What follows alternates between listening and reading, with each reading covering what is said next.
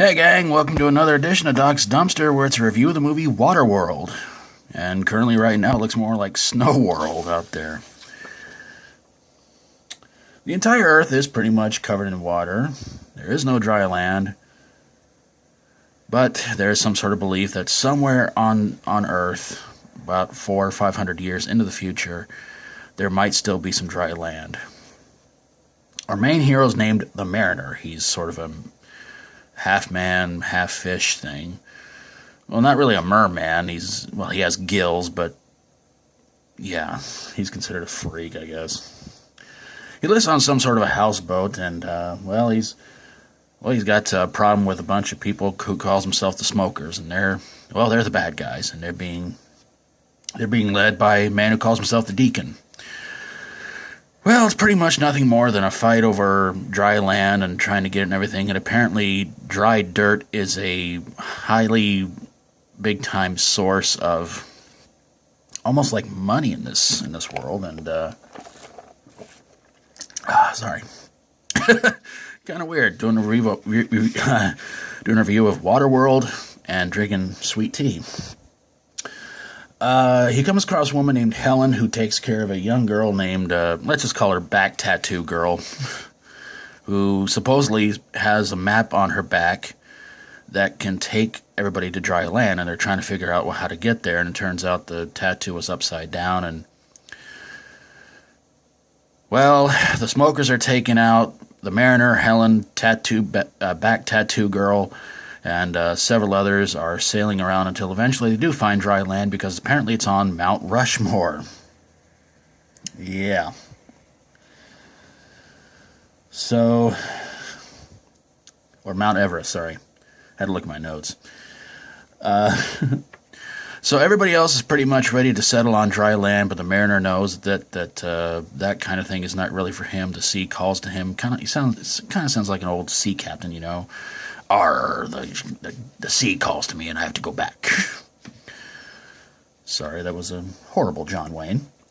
But yeah, he winds up going back to the sea because that's the world he knows of, the water world. And everybody else is pretty much happy on Mount Everest. Or Rushmore or something. No, it was Everest. Yeah, because I think Rushmore is the one with all the president's heads, right?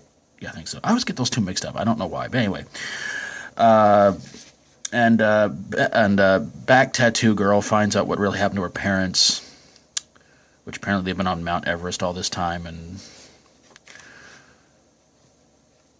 well, yeah. And I guess kind of everybody lives happily ever after, those who were still around after the Mariner did his thing and all that.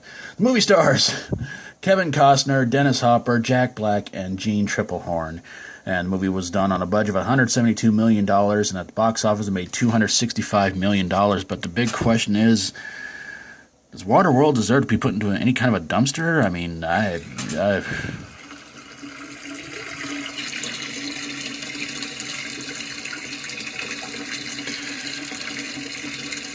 yeah, it does. This was, at the time, a movie that was considered to be one of the biggest budget movies out there, and nobody had ever heard of a movie doing a budget this huge. There were so many things happening on the set. There were rumors going around of people getting sick. Everything's just going really, really bad on the movie and everything like that. And let's face it, Kevin Costner did not put in a great performance in this movie. It's another one of those movies that he looks like he is completely freaking bored. He's getting a big paycheck not to even act that good in another movie. And I really found this movie to be really, really, really, really, really boring. This movie was just... It's pretty much the Road Warrior on an ocean. You have that feeling that, you know, you have this group of wild, crazy people doing stuff, and they're trying to find, you know, this and that and everything like that, and they're trying to find dry land, and they're wanting to go out there and do terrible things to people and all this other stuff to try and get it, and they have their own little fortress, and you're just like, this is freaking Road Warrior! This is... It's a horrible, terrible, bad movie, and boring! I think I mentioned that already. But yes, boring. Everybody else seemed like they were trying to put on the performance of their lives, but this is a movie that, it's another one of those movies that just got way too much hype, spent way too much money, and you think that Hollywood would have learned from this movie, not spend so much money on something, and then it wouldn't get back the box office receipts that it was hoping to. But no, they've done this in many other movies. In fact, there was that Jack and the Beanstalk-like movie, came out about a year or so ago. They spent, $300 million on it, and it bombed horribly. Will Hollywood ever learn?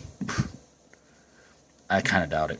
But there you guys have it, a review of Waterworld. Let me know in the comments below what you guys thought about it, and if you like my videos, always feel free to subscribe, and if you got a movie that you think belongs in a dumpster, but fill it up with water, don't push it in any kind of lake or river or ocean like that, send it my way, and I'll get on it ASAP. Thank you guys so very, very much for watching, and until next time, as always, stay strong and rock on. Now, if you excuse me, I have to go to the bathroom.